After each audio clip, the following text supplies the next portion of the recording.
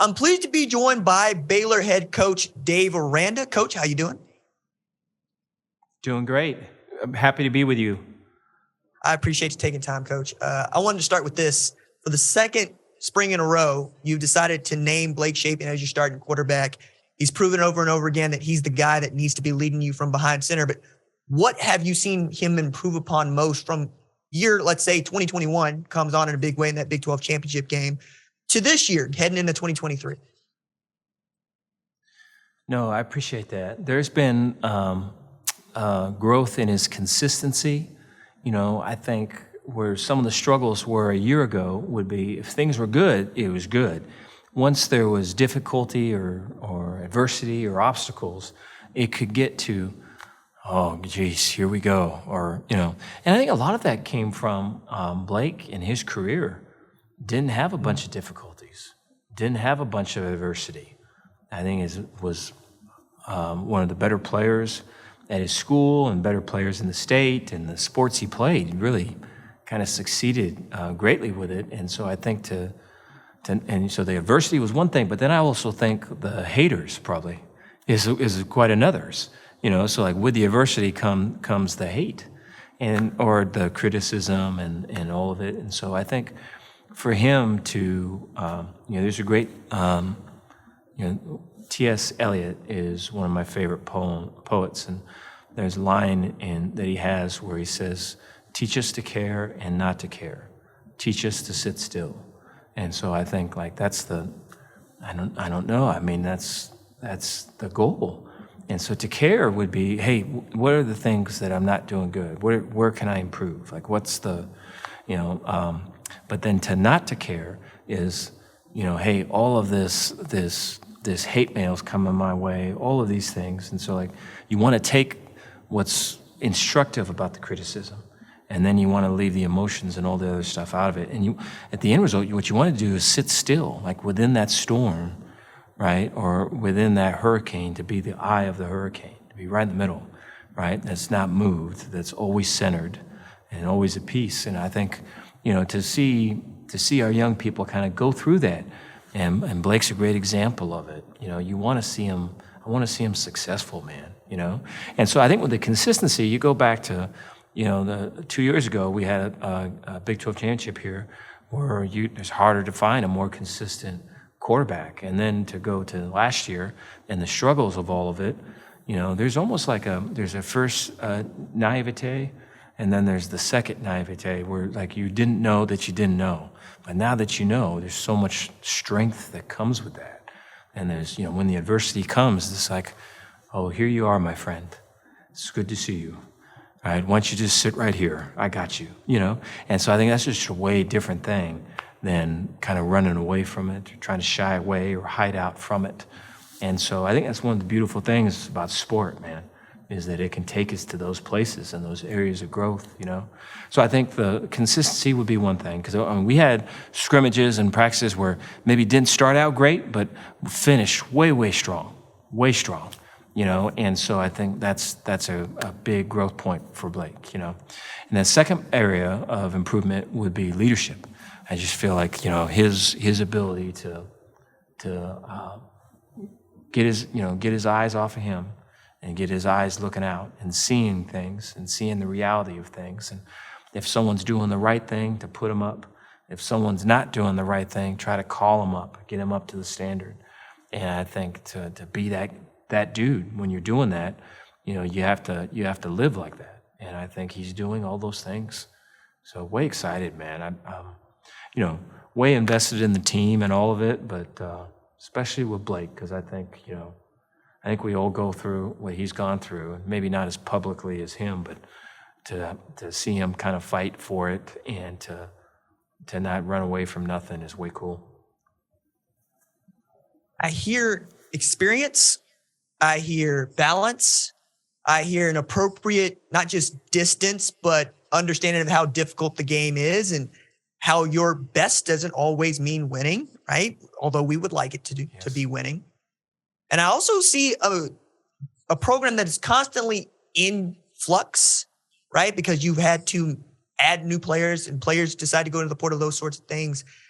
And I've also seen you return back to some of the things that work, right? Like there's you, and then there are people that you trust. One of those people I'm just going to point out being Matt Powledge, a man you brought in to run your defense this year, who had coached with you before at Baylor and has done a remarkable job at Oregon most recently, and then ULL, I believe, ULM in there, and then I'm familiar with Sam Houston State. What do you think bringing in an experienced man who understands the balance and the real tenacious spirit that your defense has is going to do for your Baylor program in 2023? No, appreciate that. Yeah, Matt brings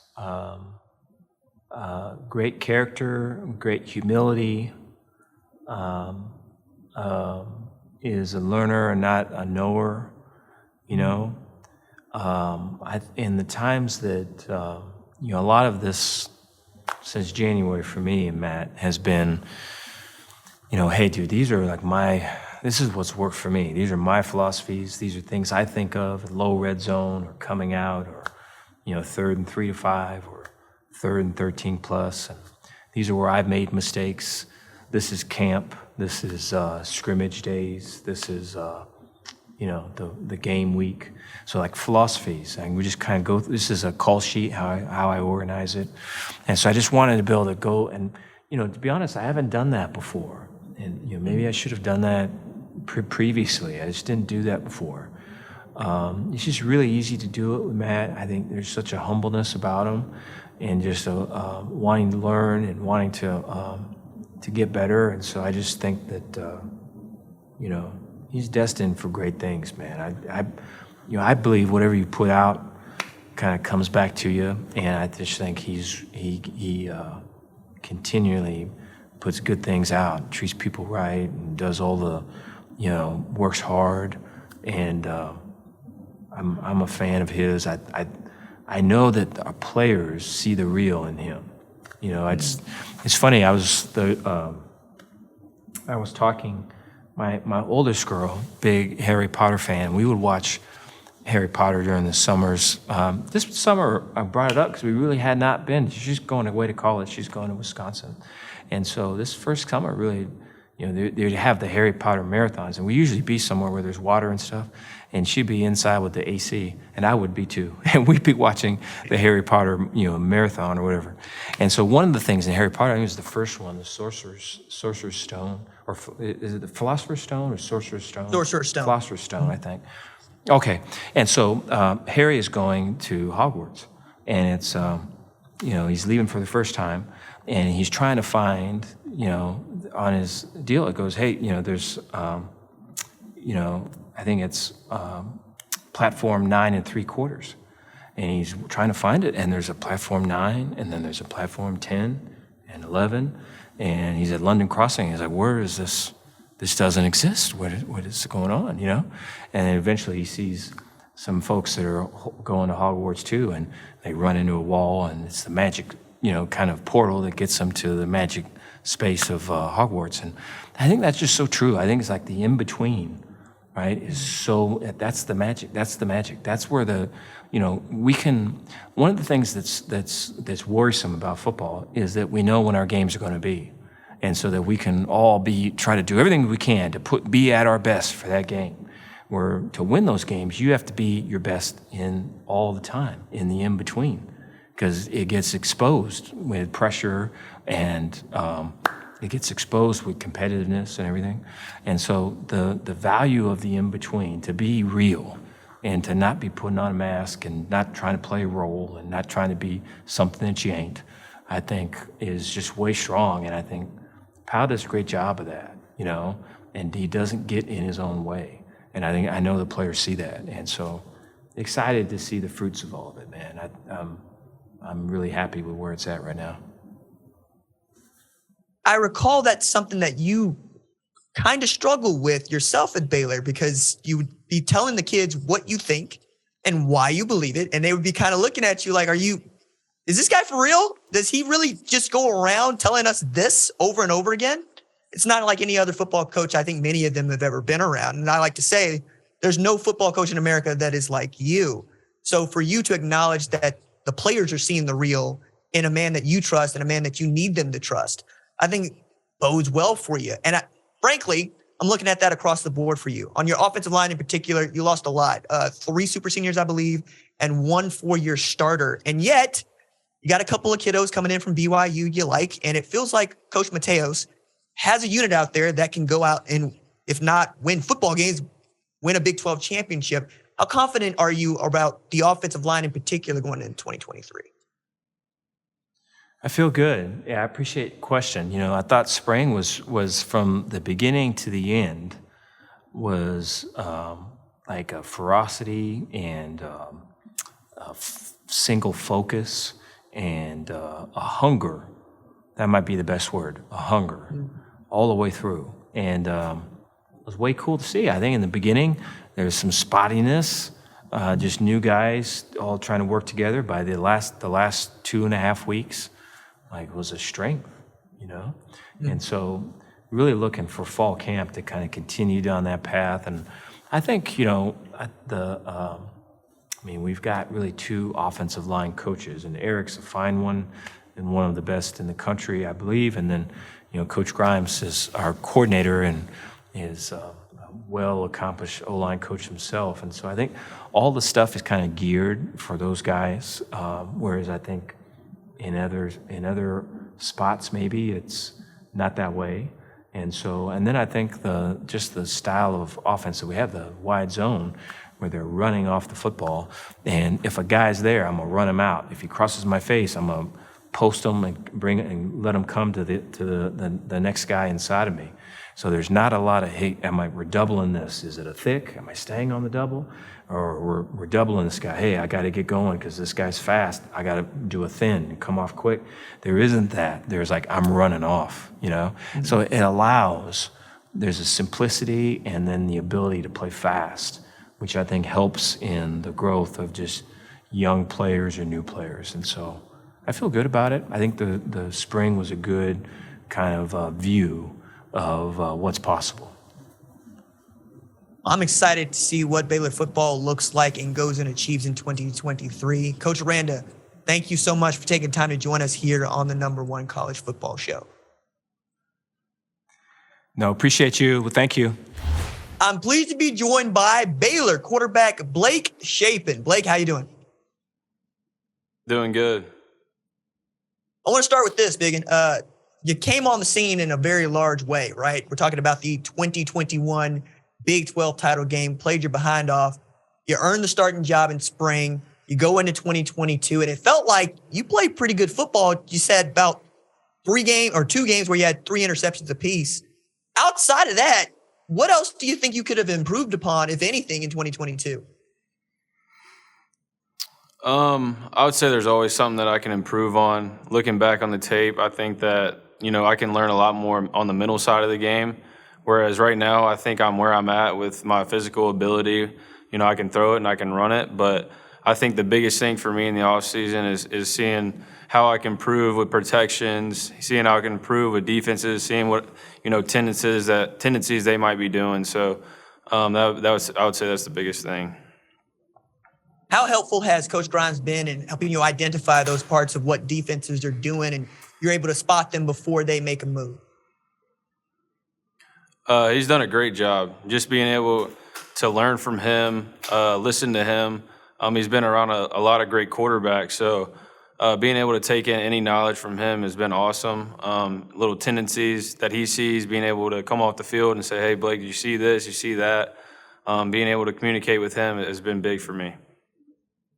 Is it helpful at all to have a head coach who has been so successful as a defense coordinator going, hey, this is what the defense is trying to do to you. This is how you answered the test or the question on that test? Right. It's good having a defensive coordinator almost as your head coach because he does know exactly, you know, what the other defense is trying to do to us. In team meetings, he'll let us know, like, hey, you know, you might see this, you might see that.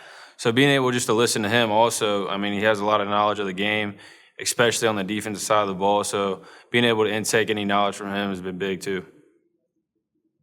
We hadn't expected to see the kind of player that Richard Reese turned out to be, earned freshman All-America honors, came just short of 1,000-yard rushing season. And then you add a guy like Dominic Richardson to that tandem. What's it mean for you to have 2 guys like that can run the ball behind you? It means everything. So, starting with Rich, having him come back for another season, watching what he did as a true freshman was pretty amazing. And having him come back with 1 year under his belt, it's going to be fun to watch him. And then adding a guy like Dom only just adds fuel to the fire. So Dom's been in college for a little while. He's experienced. He's been through college football. So being able to watch him grow within our offense, learn our offense, and being able to try to carry him along, get him ready for the season has been awesome. So can't wait to see those two go at it. You lost a lot on that offensive line from last year. I believe there were 3 super seniors and at least 1 4-year starter. Getting to know those guys, getting to watch those guys gel together is a big part of what you do as a quarterback. How have you been able to help them in the transition from, a really veteran group into this group that you expect to be very talented but hasn't played a lot of football together? Right. I think it starts with encouraging those guys. You got some younger guys, but you got some older guys too. We added 2, Clark Barrington and Campbell Barrington, both of those guys from BYU. So being able to add those 2 puzzles to the piece has been huge for us.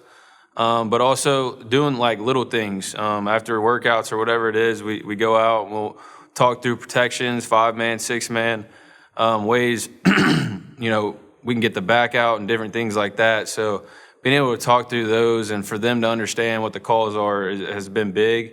And we've been working a lot on that. So just carrying those guys along, encouraging those guys, and it's been great. So I'm always curious about how players respond to Coach Aranda, who is a different cat. He moves to his own beat, and it's always real low key, but he always gets his point across. What's it been like for you to be coached by a guy that I like to say is just a different college football coach? You're just not going to find another one like him. Yeah, I think you said it best. You're not going to find another college coach like Coach Aranda.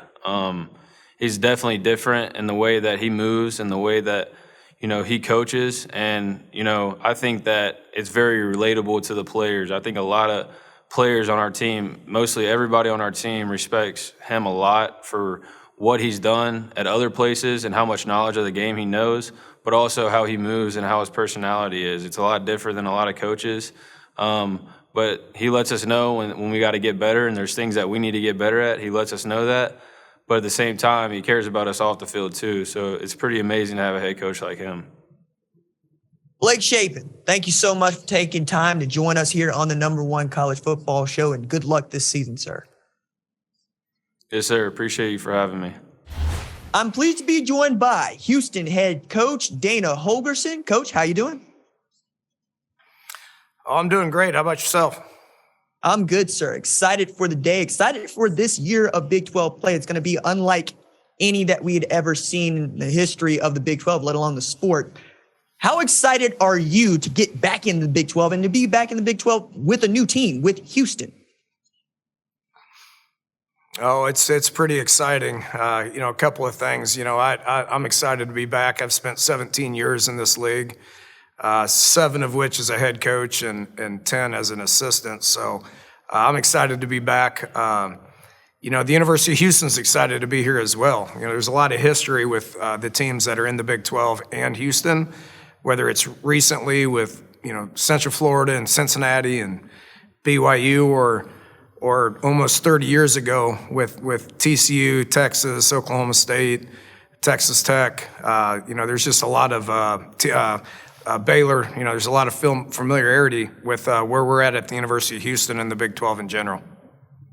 A lot of Southwest Conference vibes going on right about now, Coach. And I kind of want to talk about those because y'all get Texas at Houston for the first time in 20 years. And I don't mind saying it. It feels like they've been avoiding the University of Houston for some time now. I'm excited about that game. I think fans at Houston are excited about that game. Are you excited about that game? I'm not sure where it fits on our schedule. I think it's like week 8 or week 9. So I get excited about that like week 8 or week 9. There's a lot of other things that we need to do and be worried about. Just the history, the South Southwest Conference, you mentioned that. I saw Andre Ware out there, and, he's excited about being back and playing those games as well. But, back in the late 80s and early 90s, Houston was pretty good. And, whether it was football with Andre and David Klingler basketball with Phi Slamma Jamma or track and field with Carl Lewis. I mean, there's a lot of good things happening at the University of Houston. And because of a lot of politics, Houston got left out, and I'm proud to be at a university that's climbed its way back in. Been doing wonderful things here for the last 15 years with great leadership. And now we're in that conversation, and it's time to put our big boy pants on and go play some ball. Well, it climbed its way back in, and they won it. I mean, you mentioned Andre Ware, who won a Heisman without playing on television. You mentioned how bad Houston won it. I don't mind saying it. I'm from the University of Tulsa. I went to Tulsa down the road. They hung 100 on the University of Tulsa. Houston plays a little ball now. You've been playing a little ball the last couple of years here, and I wonder how many folks forget that you were 12-2 2 years ago, 8-5 last year, topped the American. It ain't like y'all are coming in here just to be another squad. It feels like from the jump, you got enough to go out there and challenge for a Big 12 championship. Am I wrong? Well, we've had recent success over the last, 8 years or whatever. We've been in a New Year's Six bowl game, back in 2015. The team's coming in with Central Florida and Cincinnati. I mean, there's been, New Year's Six bowl games and been very competitive top 10 teams over the course of the last few years. So, yeah, I think we're ready. We've won 20 games, like you mentioned, over the last 2 years. Won back-to-back bowl games. That's only happened to a handful of teams over the last couple of years, and University of Houston's one of them. Plus, we've been ramping up for this for the last 2 years. Better than 75% of our roster has been recruited, knowing that they're going to be in the Big 12 and be able to play that Big 12 schedule. So I think all that helps and makes us competitive, and that's what I'm looking forward to, is just lining up and having the ability to be able to compete at the highest level every week. You made a number of key additions. Former Oklahoma linebacker David Ugwoegbu is going to play some pass rush for you.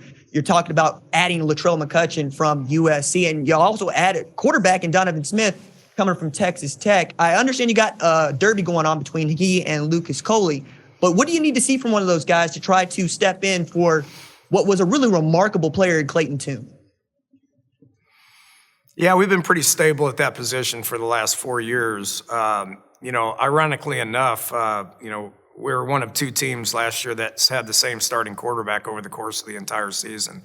So you better get more than one of them ready to play. Donovan comes in with 21 games experience in the Big 12, has played a lot of ball, is a very mature young man, is 6'5", 240, looks the part, coach's kid. And I think his best football is ahead of him. So I'd give him the nod just based on experience. But, proud of Lucas Coley and the way he's competing. So you got to get him ready to go as well. Hopefully we don't have to get to number 3. I got some inexperienced guys after that. Well, Coach, I'm also interested in that offensive line, the guys that got to keep that guy upright. And one in particular, I wonder if it's just me, because I keep looking around and I see Patrick Paul at 6'7", 315, and I understand the NFL's already spotted him, but I wonder how many folks are going to get a full dose going into 2023 in this league. Well, I've got high hopes for Patrick. We were a pass-first, pass-heavy team last year, and his pass blocking grades are off the charts. He's just a massive human being. Texas Tech had a pretty good pass rusher last year, and Tyree Wilson, and Patrick, he's a top 5 pick or whatever he was, and Patrick blocked him all day long in pass protection. We're going to get, focus a little more on the run game a little bit, try to be a little bit more balanced, and need him to get his pads lower a little bit in the run game. And if we can do that, I think he'll go pretty early.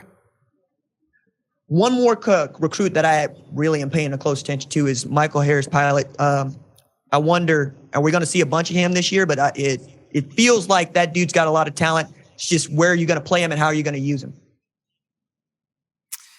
We were a kind of a one-hit wonder with Tank Dell last year. I mean, he had so many targets and was the featured guy. Our second, third, and fourth leading receiver are all back. We've added 3 transfers that I think are going to be able to play, and then we got a couple of freshmen that are extremely highly rated. 2 of the, him and Mikhail and Jonah Wilson are both 4-star guys that, we beat everybody in the country out on. That's what the Big 12 does for you. You you can sell the schedule and sell the competition, and you might end up landing a few guys like that. That's a deep receiver room, and I'm looking forward to being able to coach all these guys in August and figure out who's going to get the PT.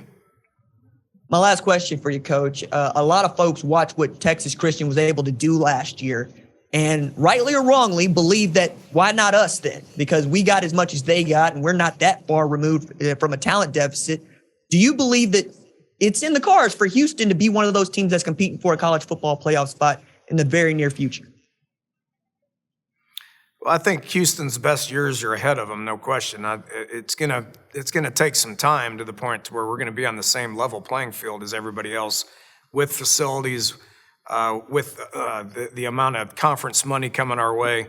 All that's gonna happen in due time. So we just try to be competitive each and every week, and our first one's against UTSA next year, and we need to be competitive with that, and then turn around and do it again the next week. We do play TCU week 3, which that's our inaugural Big 12 football game, and there'll be a lot of excitement around that. It was fun watching TCU last year.